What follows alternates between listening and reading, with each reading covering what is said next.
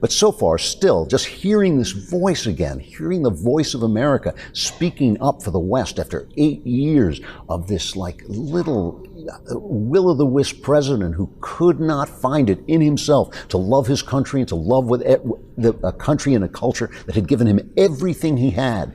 Everything he had. It's just refreshing. I'm sorry. It is just refreshing. Whatever problems I have with Trump, whatever problems anybody has with Trump, it is really refreshing to hear him talk as he talks here about defending the West. We have to remember that our defense is not just a commitment of money. It is a commitment of will. Because as the Polish experience reminds us, the defense of the West ultimately rests not only on means, but also on the will of its people to prevail and be successful and get what you have to have. The fundamental question of our time is whether the West has the will to survive. Do we have the confidence in our values to defend them at any cost? Do we have enough respect for our citizens to protect our borders? Do we have the desire and the courage to preserve our civilization in the face of those who would subvert and destroy it? We can have the largest economies and the most lethal weapons anywhere on earth.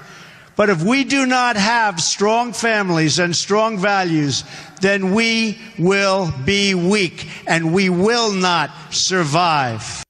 Funny, the press, some of the people in the media got a hold of this and said, oh my God, he's talking about families and values and God, we hate this. This is terrible. You know, on the plane coming out here, I was sitting next to my wife. My wife was reading People magazine, which she reads on planes. And I'm looking over her shoulder and the magazine, to put it politely, is trash.